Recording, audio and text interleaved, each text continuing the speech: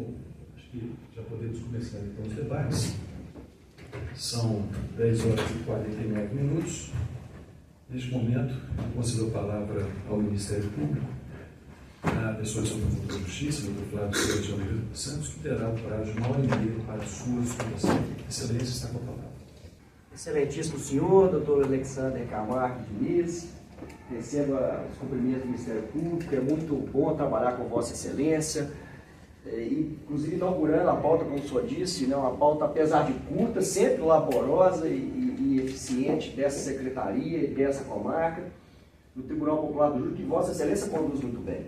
Aliás, isso não é surpresa para ninguém. Quem conhece sabe como Vossa Excelência é cuidadoso com as pessoas, com o promotor de justiça, com a defesa, com os jurados, com a sociedade em si, demonstrando um juízo cuja envergadura é invejável.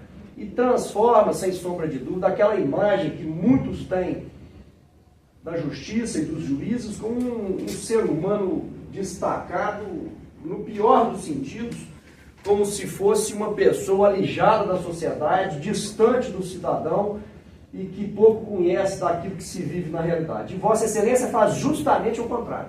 Demonstra todos os dias o quão é bom um ser humano que julga, que traz aos senhores do Conselho de Sentença os processos dos crimes dolosos contra a vida e o faz com todo carinho, digno de uma alma boa, bondosa e de fino trato. É sempre muito prazeroso trabalhar com Vossa Excelência, apesar dos assuntos, né, que são os dramas da vida humana. E Vossa Excelência consegue, com esse jeito, com esse espírito, com essa educação, transformar um ambiente naturalmente hostil num lugar gostoso de trabalhar. Recebo, portanto, os meus cumprimentos e a satisfação de trabalhar com Vossa Excelência. Doutor Adson, doutor Geraldo, também recebo os meus cumprimentos, a satisfação de trabalhar e agradeço a forma cortês, educada, amistosa com que me receberam nesse plenário.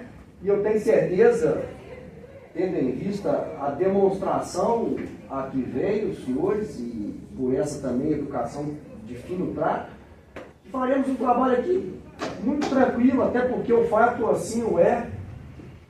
E eu tenho certeza, o trabalho do Ministério Público e da Defesa, tal como duas faces da mesma moeda, é trazer para os senhores jurados a visão de ambos, que hoje talvez não seja tão divergente assim. E recebo, portanto, os meus cumprimentos e a satisfação de trabalhar com Vossa Excelência.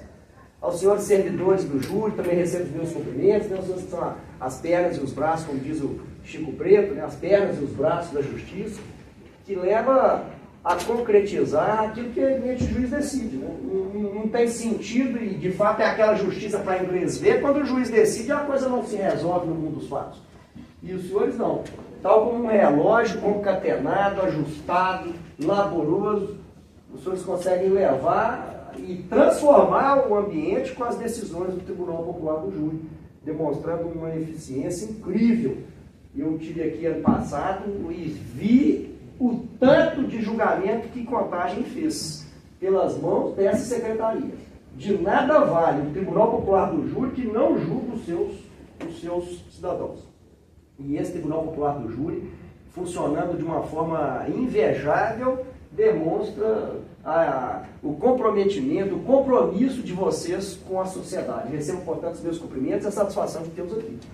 Aliás, eu cumpro dizer, finalmente, que é uma atividade difícil e sei particularmente isso, porque eu fui funcionário do júri justamente no mesmo cargo e na mesma função de Vossa Excelência. E você sabe que eu conheço como funciona o Tribunal Popular do Júri, como funciona uma Secretaria de Justiça e sei quão difícil é essa missão.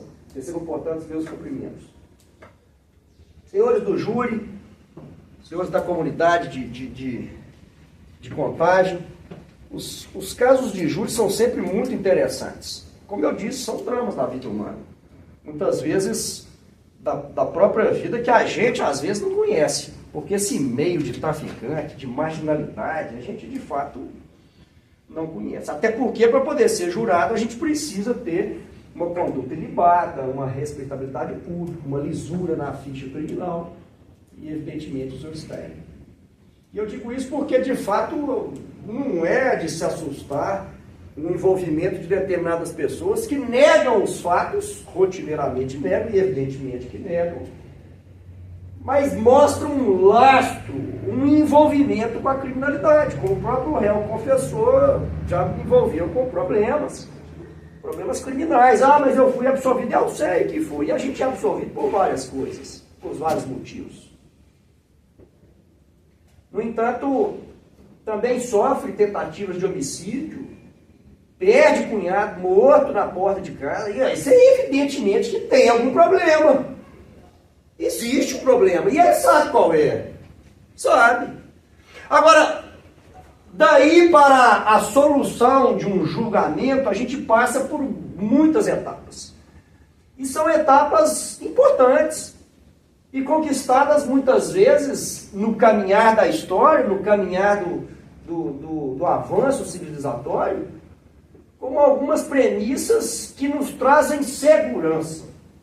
Eu sempre falo assim, aliás, não sou eu, a história demonstrou isso e todos os estudiosos mostraram isso, que a gente precisa, e a justiça ela é criada e foi criada para poder trazer duas coisas importantes e ao mesmo tempo que brigam de certa forma entre si, que é justiça e segurança.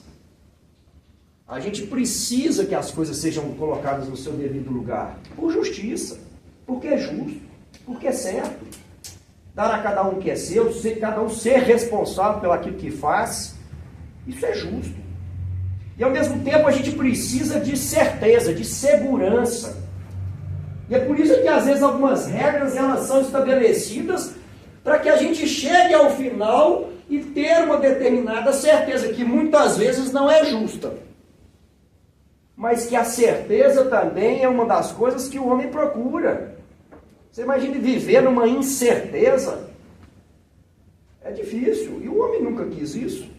Tanto que desde os primórdios aí, o homem quando entra para dentro da caverna e faz ali uma cerquinha na porta, ou pelo menos deixa alguém de sentinela, é para que ele possa dormir com segurança, para não ser comido por um animal selvagem, ou não ser caçado ou morto por uma tribo rival. Então todo mundo precisa de segurança. É um binômio difícil de encontrar. E olha que interessante, porque quando a gente fala em julgamentos de ações do ser humano, aí também existe um caminhar civilizatório que impôs várias formas de julgamento. Da primeira maneira era aquela justiça privada, cada um que se vire. Os mais fortes acabavam se dando melhor, evidentemente. E havia daí uma insegurança muito grande, porque aquele que era mais forte, mais violento e mais capaz, ele acabava impondo a sua vontade, o seu desejo. Sofria o idoso, sofria a criança, sofria o homem mais fraquinho, sofria a mulher, evidentemente. Era a força que comandava tudo. E evidentemente que aquilo ali não era justo, era um desequilíbrio grande. Então começa a ter, de fato, regras para poder tentar trazer, e aquilo que a lei precisa trazer, é uma igualdade, garantir que todos sejam iguais e que protejam aqueles mais fracos, para poder alcançar de fato uma justiça, porque às vezes o fraco pode ser que tenha a justiça. E aí a gente começa também com a figura do próprio magistrado, você conseguir intervir numa discussão, num problema, e colocar uma terceira pessoa para julgar, uma pessoa de fora, que também caminhou por um caminho que, ora, também precisava ser segurado, porque tinha época onde o próprio juiz também geria a prova, o próprio juiz colhia a prova, geria a prova e também julgava, e também a gente viu que isso não deu muito certo. Aliás, essa discussão é tão interessante porque ela aconteceu há 400, 1000 anos atrás e acontece hoje. Quando fala que o juiz tem que ser um homem inerte esperando que o promotor acuse. Que ele não pode misturar o julgador com o acusador. Olha que interessante.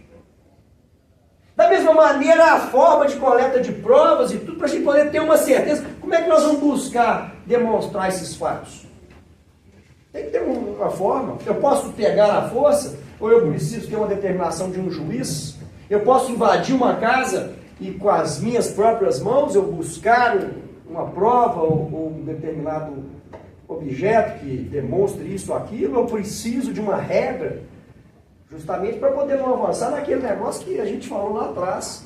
Você poder até dormir em paz, com segurança. Imagina se cada um pudesse entrar na sua casa a qualquer hora, a qualquer preço. E o processo penal, ele segue mais ou menos isso. Ele, apesar de ele ter normas de processo penal de mais de 1000 anos, o direito penal em si tem 200 anos, para dar certeza e segurança àquele que pratica. E da mesma maneira que se a gente tem órgãos públicos para poder funcionar e evitar aquela justiça privada, para evitar a vingança, a gente também precisa ter alguns princípios para poder julgar isso. E olha que interessante, quando a gente fala em fé pública, vocês já imaginaram se o policial, mesmo fardado, e aliás eu cumprimento o senhor policial militar e leve ao comandante do senhor a satisfação e tranquilidade de trabalhar sob os olhos da PM, mas já imaginaram se o policial militar, ele toda vez que lavrasse um boletim de ocorrência levando alguém preso, chegasse para o delegado de polícia e falasse assim, não, me prove que você é polícia de verdade. Por isso que existiam algumas presunções. A fé pública é uma presunção. Quem que é o dono dessa casa? Sou eu. Está aqui o documento. O documento comprova que eu sou dono. Porque quem assina ali, a lei falou, olha, quem assinar esse documento tem fé pública, a presunção de que isso que ele está falando aqui é verdade. Só se você demonstrar o contrário. E da mesma maneira que o pessoal confunde fé pública, que é o valor de um conteúdo de documento, valor de conteúdo de documento, que eu não tenho, o doutor não tem. Ah, mas ele é juiz. Não, é fé pública, não tem não. A gente tem as presunções dos atos administrativos que a gente participa. O que eu assino é um documento que o juiz assinou, o mandato que ele emite é um mandato que tem que ser cumprido. Mas o valor de conteúdo, de veracidade, de que aquilo que está ali é de fato a verdade, a lei é que determina quem pode ter. E isso é uma confusão muito grande, porque quando você fala assim, não, o policial tem fé pública. Então, se ele tem fé pública, é servidor público, aquela comunicação do serviço dele ali, assinou, isso é um documento público. A gente tem que ver isso com uma certa cautela no processo penal.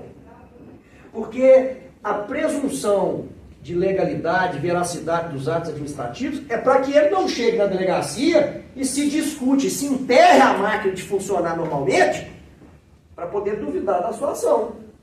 O que é verdade, o que é legal, o que se presume numa ação de policiais é que eles de fato fizeram o seu serviço. Mas o conteúdo disso, ele tem que ser provado. Porque senão ficaria muito fácil a gente simplesmente falar assim, não, eu sou promotor, e se eu falei, e se eu assinei, é o que é verdade. Já imaginaram se o valor do conteúdo, a fé pública que é dado a alguns documentos, carteira, a certidão do cartório de imóveis, a certidão de cartório de registros, de notas, a lei fala que aquele ali tem fé pública. Mas já pensaram se o policial chega, não, eu sou policial, tem fé pública, o que eu estou falando ali é verdade. E se isso fosse de fato uma presunção, então a gente não precisa de testemunho. A testemunha é o próprio polícia. Se me parar na BR-040 ali às 2 horas da manhã e falar, não, esse promotor está com droga dentro do carro, eu falei e assino um boletim de ocorrência, qual chance que eu tenho de provar o contrário? Se é uma presunção? O que eu estou querendo dizer é que todo o trabalho de provas no processo penal, ela tem que converger a uma demonstração. E não interessa se foi o policial que produziu. E eu digo isso porque, de fato, os policiais eles foram no campo e buscaram informações sobre o evento. E é a única, entre aspas, a prova ou a indicação da própria existência do crime. Pessoal, olha que interessante.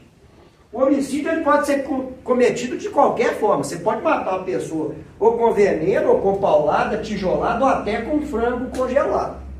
Como recentemente eu vi. O importante para a concretização desse crime é você exterminar alguém. Mas existem crimes que não acontecem por circunstância alheia à sua vontade. É a tentativa. Ele quis cometer e não conseguiu. Há uma demonstração, e o processo ele vem para poder demonstrar o fato. Ele conduz naquela circunstância onde você demonstra o fato que ele não aconteceu por circunstância alheia à vontade de quem desejou, de quem quis. Tem casos que é fácil provar. O cara tomou 6 tiros, é o caso mais ou menos do que ele falou que aconteceu com ele. Tomou tiro na mão, tomou tiro no pé, tomou tiro, foi para o hospital. Ninguém tem dúvida de que foi tentativa de homicídio. Ou tem? A pessoa toma 6, 7 tiros, vai para o hospital, fica internada. Isso é uma tentativa de homicídio. E existem tentativas de homicídio que a gente chama de incruenta. É aquela que não causou lesão nenhuma. Vocês imaginem, por exemplo, um rapaz enlouquecido querendo matá-lo, e ele vem com aquela nervosia tentando atirar em você, desfere todos os tiros do revólver, mas não acertou, apesar de querer. Isso é uma tentativa de homicídio. Ele quis matar, mas não conseguiu. Como é que se prova isso? Porque a pessoa não foi atingida por nada. Ela não foi para o hospital, ela não teve lesões. A gente precisa demonstrar essa existência. Aí tem a palavra da vítima, testemunha, vídeo. Tem vários vídeos hoje na internet que mostram. Tem uma tentativa de homicídio que é incrível. Onde a pessoa chega com um revólver assim, ó, e tem um poste. E a pessoa consegue ficar ali, ó, ele dá 6 tiros e não acerta nem o cara que ele queria matar e nem a criança que estava com ele. Por incrível que pareça, o cara ainda põe a criança na frente. É fácil demonstrar, é só pegar um vídeo desse e mostrar que não tem tentativa de homicídio. Precisa de uma demonstração. O fato é que quando os policiais eles assinam e falam assim, olha, nós não temos dúvida de que isso aconteceu. Até porque são pessoas problemáticas envolvidas na criminalidade. Não, tudo bem, mas eu quero que você demonstre aquilo que de fato aconteceu. Eu quero saber, não é só da sua boca, porque você é policial. Mas eu preciso saber aquilo que você disse no mundo da realidade. Aonde que eu comprovo isso? Como eu comprovo de que aquilo que você traz, pelo exercício da sua função investigativa, o caminho da demonstração.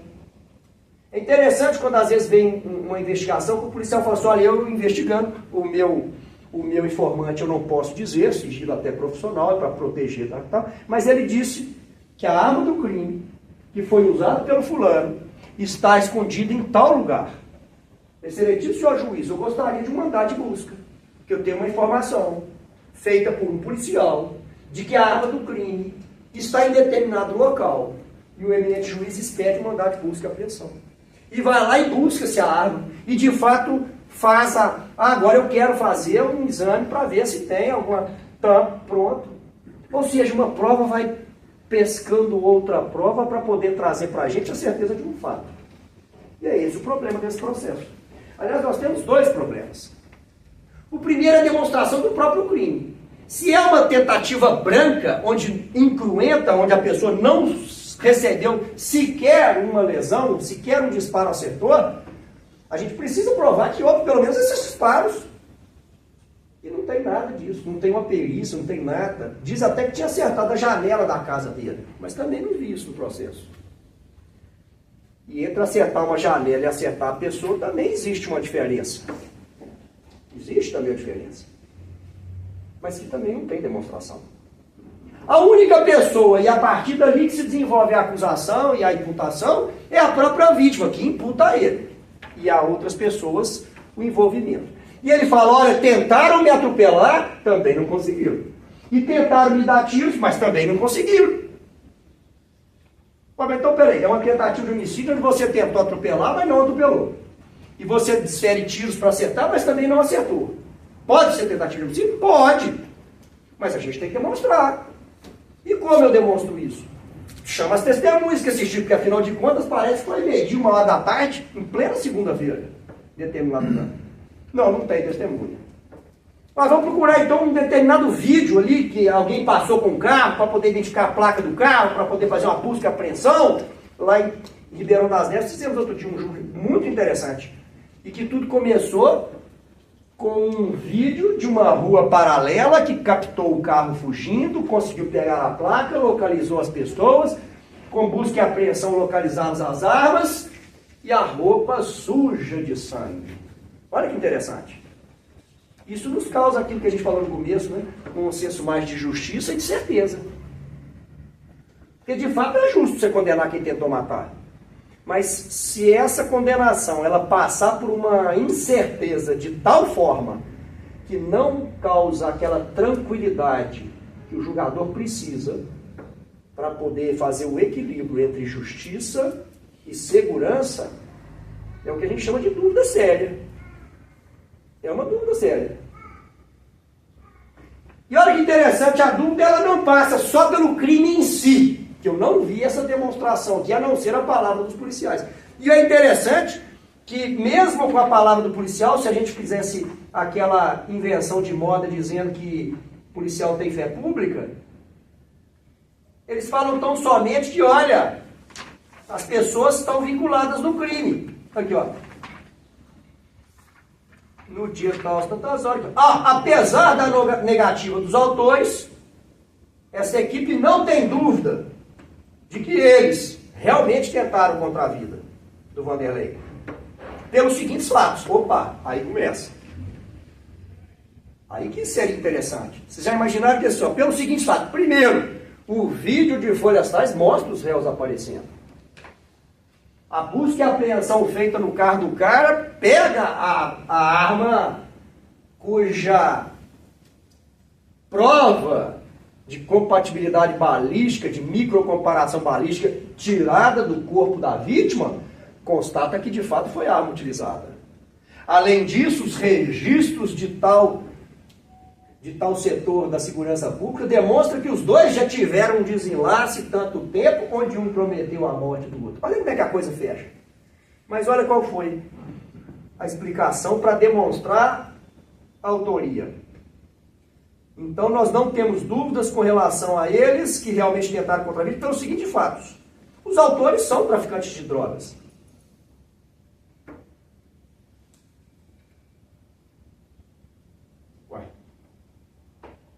Aí eu fico pensando, você já imagina, assim, não, tem um promotor que matou fulano. Ele é promotor de justiça, então se é promotor, foi ele que matou. Uai, tá faltando um elo aí. Os quais pertencem a um bando de traficantes chamado Rapacocô. O Rapacocô, para mim é mais cocô. E que o cunhado, tal, apesar de preso, continua exercendo a liderança. A informação é interessante, mas ela me vincula aqui pela fé. Então, somente, porque eles só falam que eles têm certeza, porque eles são traficantes. Inclusive, um cunhado que está preso continua comandando. Eu falei, não, tudo bem, mas qual mais motivo? Porque eu também não duvido que ele esteja envolvido. Um cara que toma tiro lá, o cunhado morre na porta de casa, ele também toma tiro, que tem problema, tem. Mas quem falou foi eles nesse caso. Qual é a vinculação? Porque se a gente for estipular que o fato de serem traficantes, então, portanto, são os homicídios, a gente pode escolher, porque bandido tem de tudo quanto é jeito. Logo no primeiro, no segundo parágrafo, ele já fala o seguinte, ele já muda de assunto. Assim, não, se por isso já são os autores. Mas quanto à motivação, foi devido ao fato que no dia tal, a vítima tentou contra a vida de David. Você falou, mas peraí, que David é esse que também não está na denúncia? Não tem nada a ver com a história, porque se fosse tentado contra o próprio réu, opa, tem uma certa vinculação. São traficantes, e um tentou matar o outro antes, mas não é. Mas é porque esse David, de acordo com ele, o Vanderlei vendia drogas para uma outra equipe e que as dívidas de tráfico são pagas com a vida. Mas isso todo mundo sabe em qualquer lugar do mundo.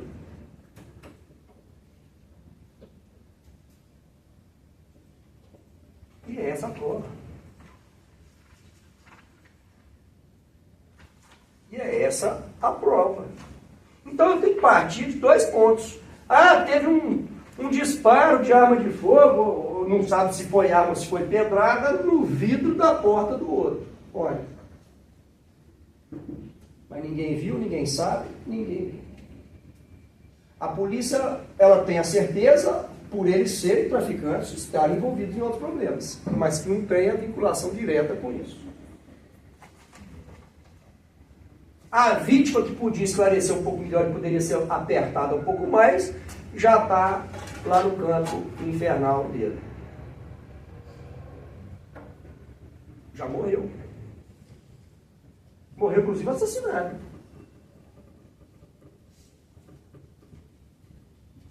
Também não dá para esclarecer mais do que isso. Porque se o único ponto que foi a notícia da própria vítima de que eles teriam sido os autores, não havendo mais nenhuma outra prova a não ser que os policiais falassem, não, realmente esse pessoal é envolvido. E, portanto, são eles os culpados de uma tentativa de homicídio branca ou incruenta, que não teve lesão, não teve perícia, não teve nada. Não teve apreensão de arma de fogo, não teve apreensão do carro, não teve apreensão de absolutamente nada, não foram presos em flagrante, não tinha testemunhas oculares, não tem nenhum registro de vídeo ali da região para poder mostrar ou indicar a existência disso. A imputação, ela se lastreia tão somente nisso. E aí é que volta naquele primeiro ponto, de que o direito ele serve para isso, de trazer justiça e segurança. Toda vez que para se fazer uma eventual justiça, que pode acontecer, se condenado aqui pode ter sido, pode sim. O cara envolvido na criminalidade. Um dia um matou, o outro morreu, tentaram contra ele, teve que fugir para não sei aonde. Pode ter sido sim. Mas a incerteza que é tão grande, porque isso é uma fé que não tem as provas. Tem aquilo que um disse, mas que não tem nenhuma comprovação material daquilo que disseram. Se a insegurança é tão grande a ponto de nos deixar incomodados com a eventual possibilidade de que, não sendo ele, impor uma pena de tentativa de homicídio qualificado a quem eventualmente não tenha sido, é aquilo que a gente falando de dúvida séria. É uma dúvida que, de fato, ela não consegue ser resolvida por esses outros princípios. Seja pela presunção disso ou daquilo, pela eventual coleta de indícios, prova indiciária, aquela que você demonstra um fato que, por inteligência, você acaba chegando em outro. Mas não tem. Não tem absolutamente. Depois de umas 600, 700 páginas, 400 páginas, 500 páginas, não tem. Eu não vejo isso aqui. E é interessante também, o que eu vejo muito, é a postura do próprio réu. Porque muitas vezes a gente encontra aqueles réus que tentam se esquivar de qualquer jeito para poder responder isso ou aquilo, ou até demonstrar boa vontade no esclarecimento dos fatos. Pelo menos em parte, o próprio réu ele respondeu as questões. Estou aqui para responder. Foi isso? Não, não foi. E já falei isso lá atrás. Do mesmo jeito que falou lá atrás, falou aqui. Não, desconheço, não sei, conheço fulano do bairro, conheço clã, mas não fui eu. Não fui. Não sei.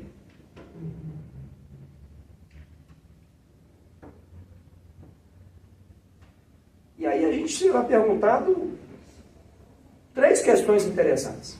A primeira sobre o crime. No dia tal, às tantas horas, a vítima recebeu disparos de arma de fogo ou tentou ser atropelada? Não sei.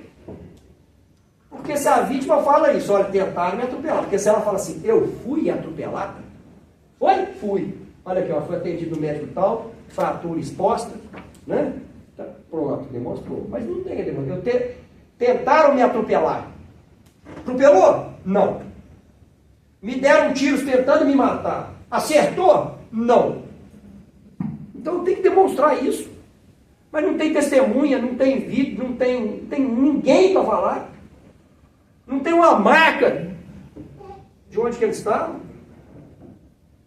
Não tem uma perícia de nada. Como é que eu vou, então, aceitar isso como uma coisa sem dúvida?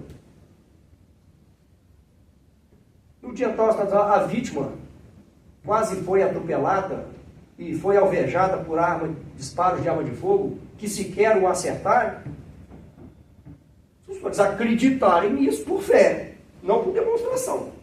A resposta é sim.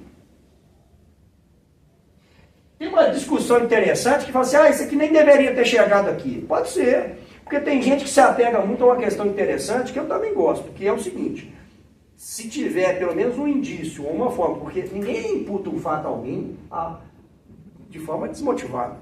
Quando ele toma tiro e quase atropelado, segundo ele, e ele aponta alguém como culpado, a gente tem que verificar isso sim, de fatos graves. E muita gente entende que esses fatos devem ser levados. Se é doloso contra a vida, se é um crime contra a vida, são os senhores que têm que decidir. Agora, chega num momento de bater o martelo e dar a sentença e dar aquela segurança que a gente precisa, tem que ser calcado, não é naquela certeza que todo mundo fica falando, é a certeza absoluta, não, porque ninguém tem certeza absoluta de nada. É uma certeza moral, é uma certeza inteligente de você entender e falar, não, de fato, eu acredito nisso, que isso aconteceu, foi demonstrado dessa forma, e que eu, de fato, estou convencido disso. Agora, até para mim, eu não entendo que isso aqui me convence. Eu não acredito que isso aqui não me convence. Uma pessoa falar que quase tentou ser atropelado, quase tentou ser acertado com disparo de arma de fogo. Mas nada aconteceu materialmente, o que já dificulta a demonstração. Aí você pergunta a demonstração, não tem testemunhas, não tem registros de vídeo, de áudio, não tem buscas e apreensões de forma indireta para poder colher vestígios de que isso de fato tenha acontecido dessa maneira ou dessa forma. Além disso, não tem nenhum reconhecimento a não ser a imputação da própria vítima e a crença dos policiais, que acreditam que por serem traficantes, possam ter sido sim os autores. Para mim, não convence. A resposta para mim de cara ali seria não. Porque isso não me convence. Não me convence. Para dar a certeza de um julgamento. Mas se os senhores entenderem que não, eles, de fato, eles tentaram atropelar, tentaram acertar ele, e aí vai vir para a segunda pergunta. O réu concorreu para o crime, já que ele tentou jogar o carro e ele tentou disparar a arma de fogo?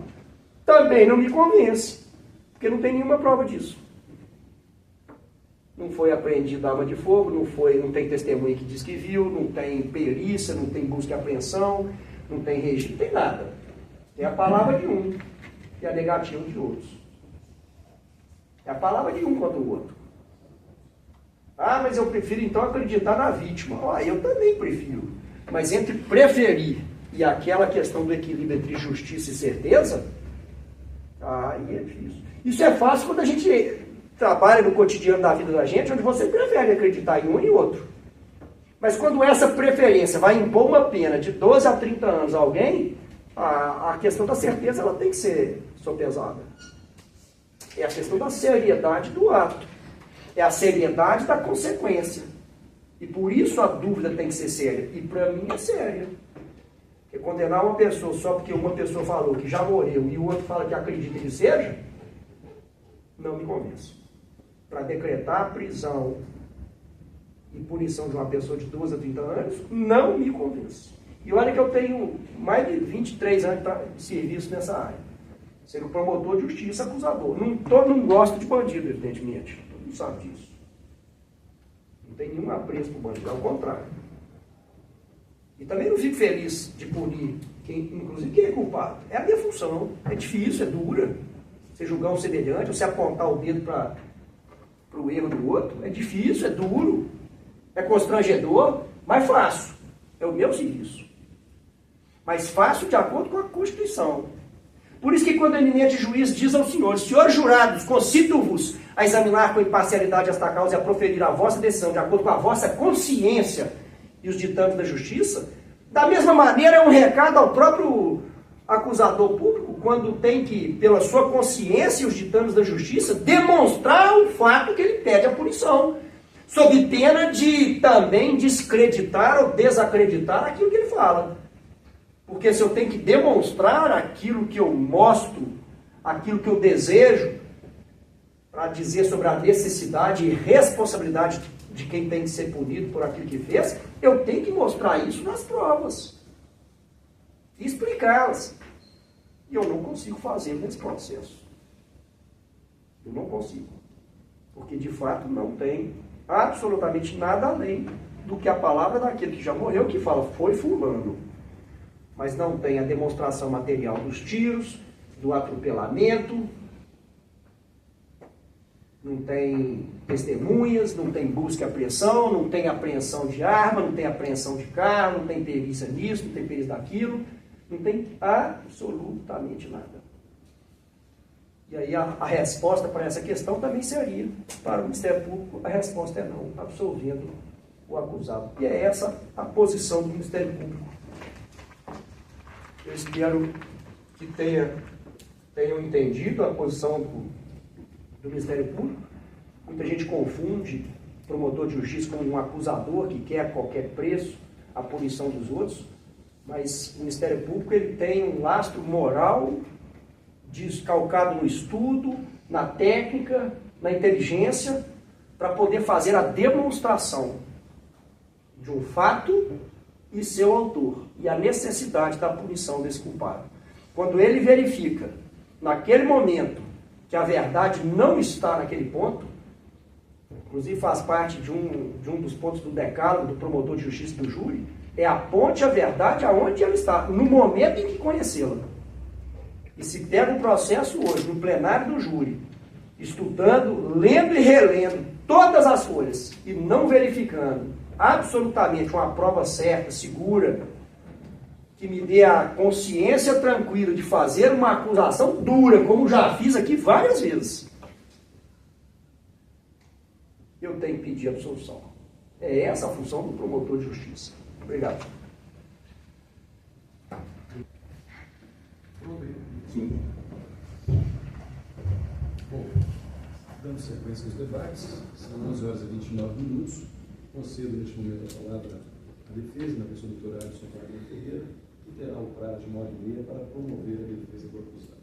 Doutor, está com a palavra. Obrigado, Excelência. Primeiro, cumprimentar o novo presidente, doutor Alexandre. Uma honra para mim. Conheço o trabalho de Vossa Excelência já há um tempo. Primeira vez que eu tenho a oportunidade de plenariar com Vossa Excelência, mas quero dizer também, estender o seu corpo de auxiliares da Secretaria, que sempre nos tratam com muita excelência, muito bem, né, todas as pessoas ali, né, os servidores ali. Não teve um momento que esse causídico chegou na Secretaria e teve algum problema com documento, com acesso a informações, em nenhum momento, inclusive por e-mail, é extensivo, tá? A condução do senhor e de sua equipe. É uma honra plenariar com Vossa Excelência. Agradecer também a presença do nosso colega Dr. Flávio César, né, que nos brinda aqui com a sua presença. Doutor, e hoje eu mudo um pouco o meu discurso, que plenário, já fiz várias plenárias, inclusive, já também participei de assistência de acusação, e a maioria das vezes eu sempre fazia uma ponderação aos julgadores em função de que parecer que a promotoria era apenas um órgão acusador a qualquer preço. Vossa Excelência hoje deu uma aula de que não é essa a verdade. A promotoria está aqui para auxiliar na verdade dos fatos e não se pode julgar sem ter provas. Uma honra plenariar com Vossa Excelência. Quero ainda, em outros momentos, ter a oportunidade. Muito obrigado. Quero agradecer aqui a presença também da Polícia Militar, que sempre nos honra, né, com a proteção. Estenda ao seu comandante também o nosso apreço, tá, que é muito importante. Cumprimentar a família do senhor Wagner Ademir, que é o que está sendo julgado agora, a mãe dele, Dona Dora, a irmã, a Cláudia, que também está aqui, com o coração partido durante todos esses anos, aguardando uma resolução desse problema. Quero agradecer aos colegas que nos honram aqui também, doutora Cris Gardeni, que também nos brinda hoje com a presença, e de Vossas Excelências, que estão aqui para contribuir com a sociedade, né? O papel de vocês é de extrema importância para a justiça. Não fosse os pares a julgar as ações do tribunal de júri, que seria as vítimas, dos possíveis autores, que poderiam sofrer uma pena ainda maior, ou ser absolvida a qualquer preço. Cumprimento doutora Gilda, doutora Maria Aparecida, doutora Nilma, doutora Maria Aparecida também, colega aqui, Vladimir, Daniela e Beckson. Vossas Excelências, é um prazer plenariar e tê-los aqui para nos brindar também com isso. Sou oficial de Justiça, da Secretaria, é um prazer. O doutor já adiantou parte do que eu iria falar. Primeiramente, foi apresentada uma acusação contra 4 réus. Sobrou para esse plenário Wagner Ademir de Moraes Campos, que, como consta na denúncia, em 2013, Wagner Ademir de Moraes Campos teria, em tese, tentado atropelar Vanderlei Braga Filho e, não conseguindo, ainda disparou contra a própria vítima, Vanderlei, vulgo Tatá, que inclusive está nos autos, e não conseguindo por falha na pontaria. Ponto. Esse discurso, doutor Flávio já adiantou, que prova o processo penal, ele não pode ser julgado a qualquer tempo e de qualquer maneira, sob pena de nos fazermos injustiça. Então, no dia 13,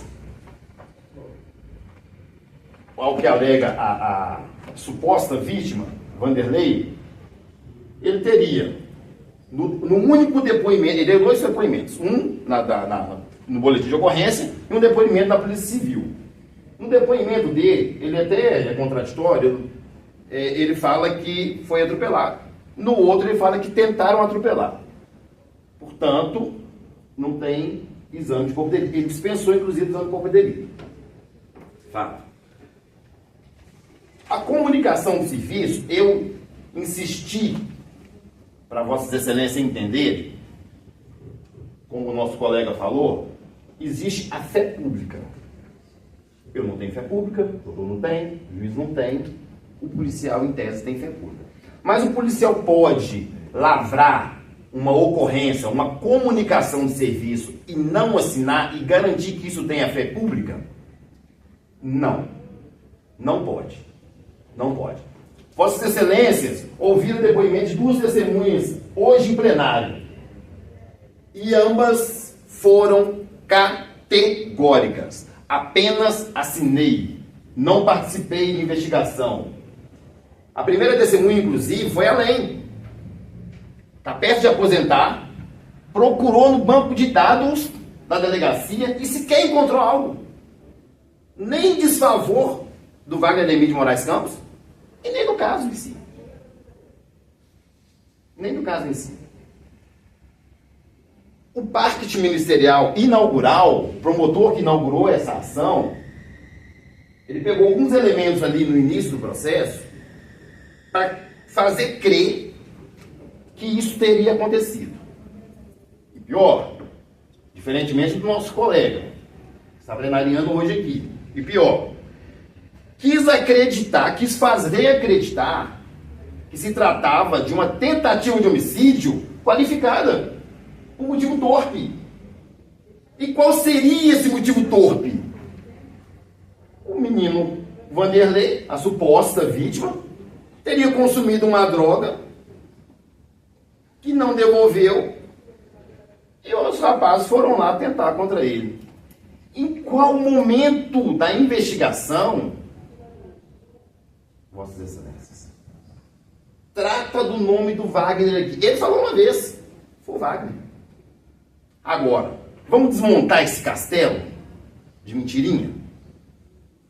Qual que é a qualificação? Ele, no depoimento dele, se Vossas Excelências olharem, no depoimento do próprio Vanderlei, da vítima, ele fala: não tinha problema com Wagner. Nunca tive problema com Wagner. Já discutimos na rua. Aí não tivemos problema. Ou seja, caiu-se o topo do castelo. A suposta qualificadora que quiseram imputar nele, no motivo torpe, caiu. Porque ele mesmo falou que não tinha problema. Ele podia ter falado, não, eu tentou me matar porque eu usei a droga e quem queria vender. Nem usou a droga, cara. Ele prestou depoimento aqui, confirmou que nunca usou droga, nunca foi apreendido com droga, nunca traficou droga. Mas a própria vítima falou, eu nunca tive problema com Wagner. Nunca tive. Se ele não teve, primeiro cai a qualificadora. Em se caindo a qualificadora, todo o restante é dúvida. Todo o restante é dúvida. E não se julga pela dúvida. Não se julga pela dúvida. As folhas 15, absurda. Isso aqui, Vossas Excelências. Isso aqui é uma janela. Uma janela. Quiseram acreditar. Os senhores deram uma olhada. Essa janela, a gente não sabe. Primeiro, a gente não sabe se essa janela é da casa da suposta vítima. E segundo, a massa que cobre os vidros está aparecendo, correto? A massa que cobre os vidros está aparecendo. Então vamos lá. Essa foto foi tirada de dentro da casa ou do lado de fora? Eu respondo. Não estava lá não sei, não conheço a casa. Talvez quem tirou as fotos também nem saiba. Toda vez, na casa de vocês, ou em outras casas que vocês visitarem, vocês vão ver uma janela. A massa, ela fica sempre do lado de dentro. E não é à toa, não. Tem dois motivos isso. Primeiro, para que fique mais bonito ver uma janela do lado de fora, sem massa. Certo? E segundo, que se tiver algum desavisado, vocês vão viajar, Vossas Excelências vão viajar para a praia, Guarapari. Aparece uma pessoa para assaltar, poxa, a massa está do lado de fora, fica fácil. Você vai lá com uma chave de fenda, tira a massinha, tira o vidro e está tudo certo. Certo? Então, eu estou dizendo o seguinte, por que eu estou demonstrando isso, Vossas Excelências? Tentaram construir uma narrativa errada e o risco é colocar um inocente na cadeia. Vejam novamente essa foto. Então, nós temos a resposta para essa foto aqui agora. Essa foto foi tirada do lado de dentro da casa. Fato. Fato. Observe novamente, Excelências. Tem uma cortina do lado de fora. Em qual casa, em qual residência você já viu uma cortina do lado de fora de casa? Essa foto foi tirada do lado de dentro ou do lado de fora? E mais, tem um furo aqui, como lembrou bem, doutor, não se sabe se é uma pedrada, não se sabe se é um tiro. Vou além? A cortina não está furada. Essa seria a prova de balas? Cadê o projétil? Quem tirou essa foto? Tiraram um dia, aqui fala que foi lá no dia e tiraram a foto. Cadê o projétil? Cadê a marca da bala? Cadê a foto tirada ao longe? Para demonstrar que realmente essa é a janela da casa do Vanderlei. Vulgo Tatá. Não tem prova. Não tem prova. E novamente, Excelências, o julgamento dos pares é feito pela consciência. Consciência. Não podemos julgar pela dúvida. Não podemos. Os policiais, a denúncia trata ainda de que no dia dos fatos, estaria 4 pessoas dentro do carro. Wagner é o que está sendo julgado hoje. Rony Glass é Albert e Cosme. Não vou entrar na pronúncia, mas Vossas Excelências já perceberam que não tem nenhum dos outros 3 aqui, apenas Wagner. Rony Glass de Matos, em instrução e também durante todo o processo, ele conseguiu provar, Rony Glass provou que não estava no local do crime. Ele provou que estava no bairro Nacional. Nacional é Contagem, mas é esquina com Esmeraldas. Longe, longe. Aparece uma outra dúvida. Se um não estava, quem estava? Se Rony Clécio conseguiu provar que não estava, ainda que a suposta vítima tenha narrado que ele estava, quem estava? Não estava. Mas eu vou além. Eu peço desculpas em nome do judiciário à família do Wagner. E a família do Vanderlei não está aqui também, mas peço desculpas a ela também. Deve ser muito triste para uma mãe, muito triste para uma mãe, perder um filho. Mas fica ainda mais doloroso quando você vê seu filho sofrendo. Meu filho foi baleado ali no hospital. O que a mãe quer fazer com o filho? Pegar no colo. Filho, fica com a mãe. Está com febre. A mãe quer pegar o filho, cuidar. A mãe é mãe, desde que quando nasce. Quando começa a gerar um embrião. O pai não, o pai vai virar pai. Não quer dizer que desmerecemos pais, não. Sou pai também, pedi uma filha outro dia.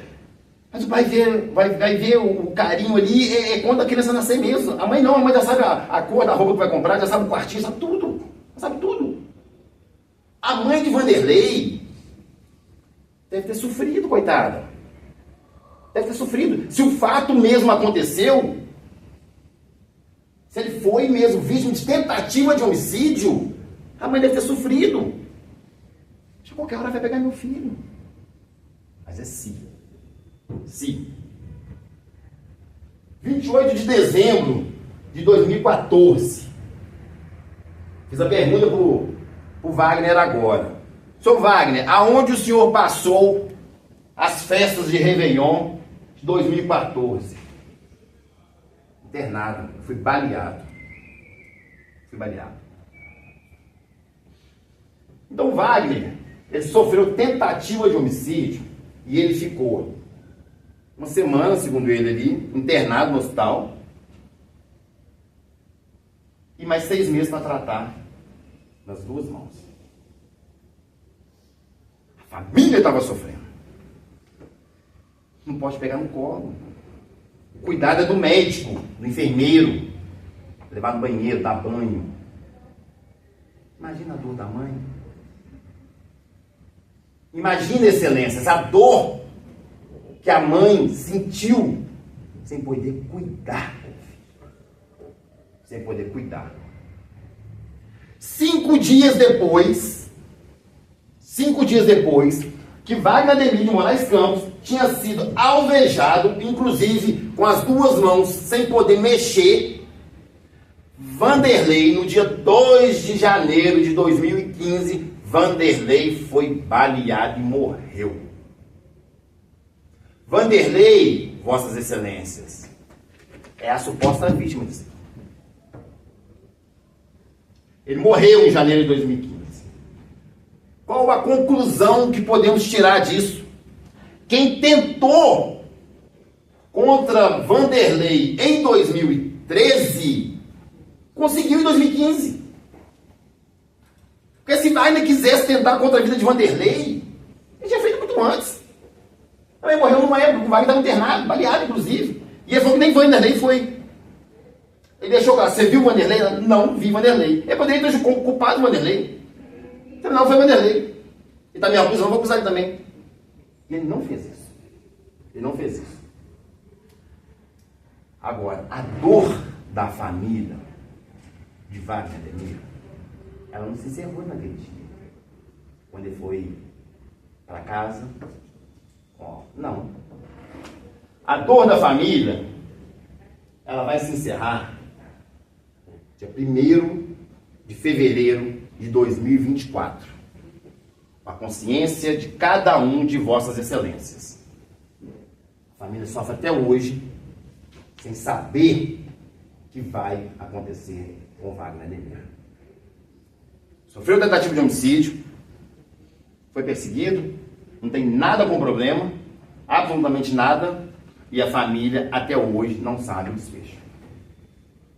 Família inteira, Dona Dora, Cláudia, todos, certeza absoluta que uma delas, se não as duas, devem estar com uma Bíblia na mão hoje. Elas ajoelham todos os dias. Todos os dias ela chora. Todos os dias. Todos os dias. Nós não podemos admitir que uma pessoa seja julgada, processada e condenada pela dúvida.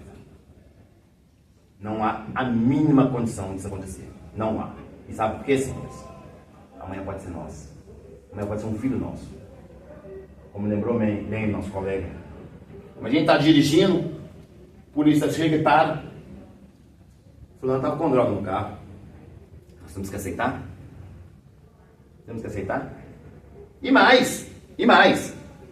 Não tem prova, mais provas no processo, não é porque a polícia deixou de trabalhar, não. Não. O processo ficou indo e vindo entre delegacia e fórum durante 7 anos. O fato aconteceu em 2013, senhores. 2013. Só saiu da delegacia definitivamente em 2020. Tempo para isso eles tiveram. Ouvir a vítima em juízo. Inclusive, não sei se Vossas Excelências estão habituadas com isso, não se forma o contraditório fora de juízo. Então não adianta uma pessoa dar a palavra dela ali fora, na delegacia, e não conseguir provar nos autos do processo. Eu não estou aqui querendo absolver ninguém por ser bonitinho, não. Eu sou terminantemente também contra o crime. Já sentei na cadeira do colega ali como sinado, como assessor. Sou terminantemente contra o crime, mas também sou terminantemente como acusação falsa. Viu? Uma montagem. Montagem pobre. Se folhear, Excelência, todos os processos, se colocar página contra página aqui, não sei quase 1000 páginas. Quase 1000 páginas de processo. Não tem nenhum elemento que liga Wagner Ademir aos fatos julgados aqui no processo. Não tem nenhum. Então, nos quesitos, claro, vou perguntar, tem prova de que Wagner Ademir estava no local dos fatos? Existiu, primeiro, o fato? Existiu a tentativa de homicídio? E aí o doutor lembrou bem de dois tipos de tentativa de homicídio. 2 tipos. A tentativa vermelha. Tentativa vermelha é quando... Isso aí tem como gerar prova. Tentativa vermelha, a pessoa vai alvejar seu algoz ali e consegue acertar. Esse é o ponto. Agora, tratando aqui, Vossas Excelências, da demora do processo. Olha como se perde tempo com o processo e não se consegue provar. Imagine se fosse verdade tudo isso que está aqui, que não é. Não é. Imagina aonde que isso iria dar. A legislação penal, ela define muito claro os crimes de homicídio consumado e os tentados.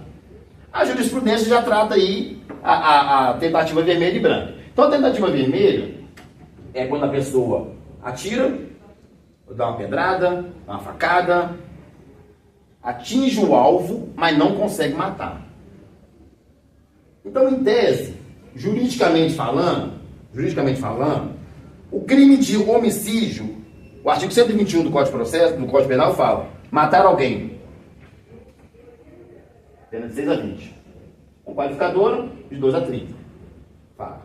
A prescrição, ou seja, o fato, ele não pode ser julgado mais, não pode haver condenação, se demorar 20 anos para ser julgado.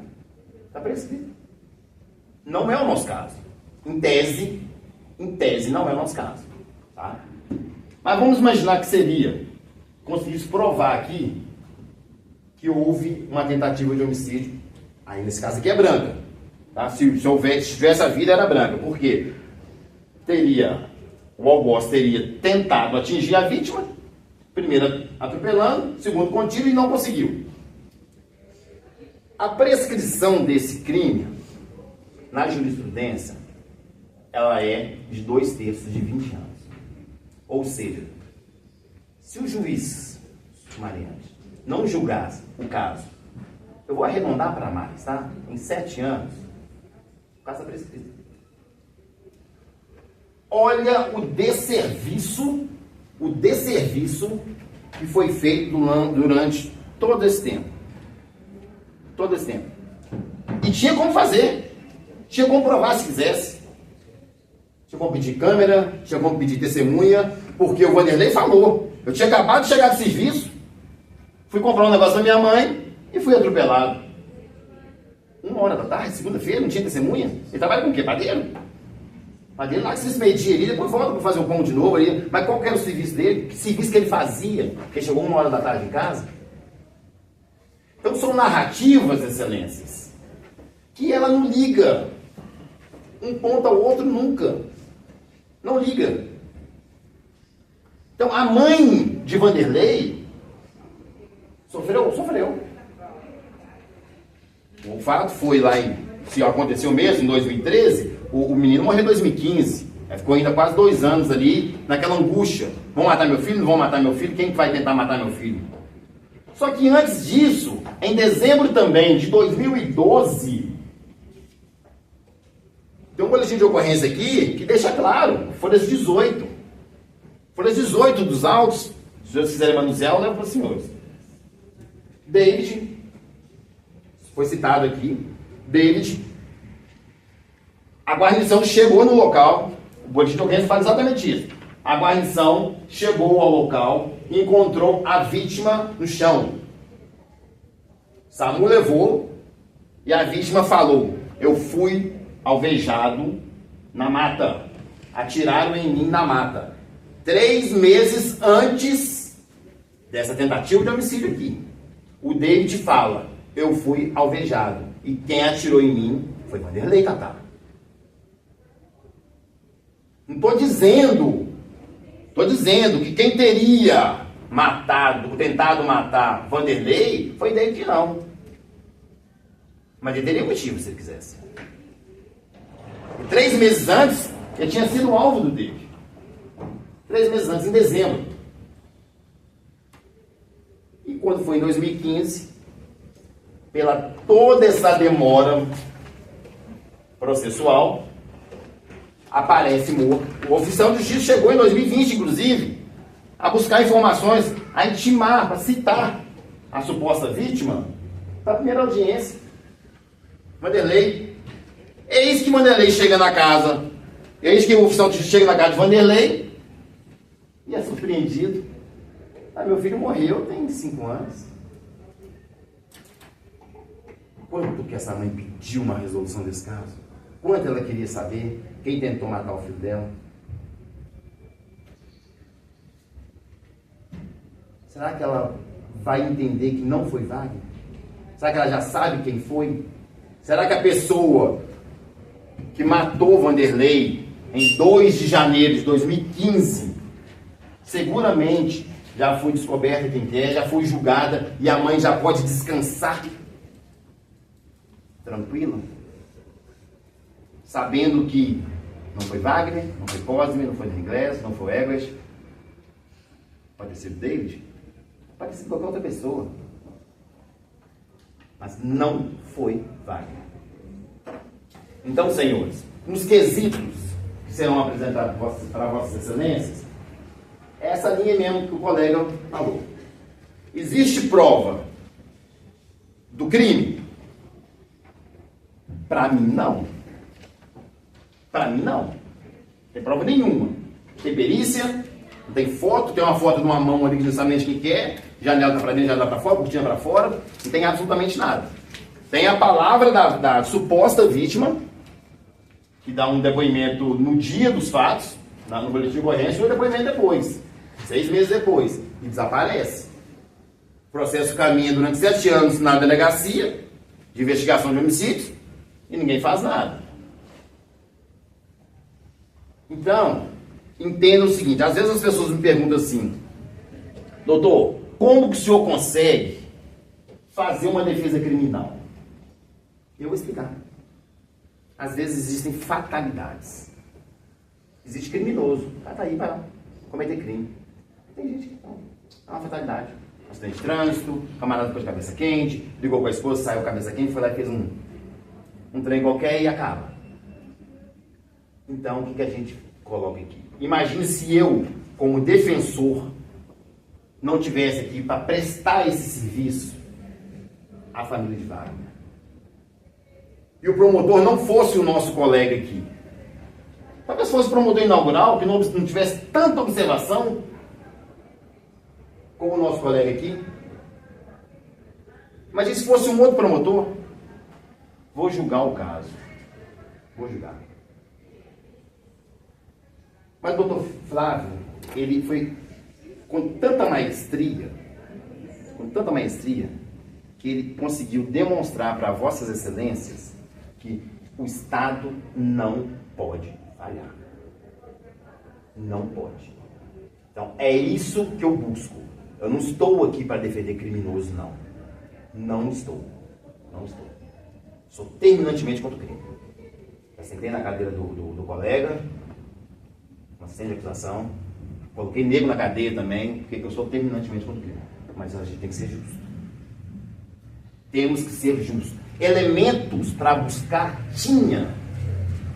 A polícia tinha elementos. 7 anos. 7 anos. Teve busca e apreensão. Pediram 2, 3 vezes busca e apreensão na casa de todo mundo. Achou alguma coisa? Não. Não achou arma, não achou carro, não achou nada. Nada. O investigador que esteve aqui, na audiência de instrução, ele falou: eu não investiguei. Eu não conversei com a vítima. Não sei com nada. Então, excelência, o caso aqui, ele é de absolução. Não tem outra saída senão essa. Houve o crime? Primeira pergunta. Se vocês... O julgamento é de consciência. É de consciência. Houve o crime de tentativa de homicídio? Tem elementos que conseguem comprovar que alguém sofreu um atentado? Ponto. O que vocês vão responder? Eu não vi absolutamente nada aqui. Bom, a segunda. Wagner Ademir de Moraes Campos, ele concorreu ou ele tentou contra a vida de quem está sendo do senhor Vanderlei? Aonde tem uma prova que demonstra isso? Primeiro, não tem prova nem que houve o crime. Que dirá de autoria? Então, excelências, a consciência é de vocês. São os pares que vão julgar. São os pares. E eu não quero mexer com a emoção, não é? A questão não é essa. A questão é que hoje, em fé em Deus, que hoje nós encerramos a luta da família Moraes Campos. Hoje, Dona Dora vai poder dormir tranquilo e abraçar o filho. Filho, deu certo. A luta foi grande. Mas em nenhum minuto, eu tenho certeza, não teve um dia que aquela família não ajoelhou e orou, que eu vejo como se fosse minha mãe. Como se fosse minha mãe. Se fosse eu sendo julgado. Um crime não cometido. Então, excelência, sem mais delongas, o caso aqui, ele é de absolvição. Sigo as palavras do meu colega e estou encerrado, excelência. Muito obrigado. Bom, parece que o presidente federal declara encerrado os debates.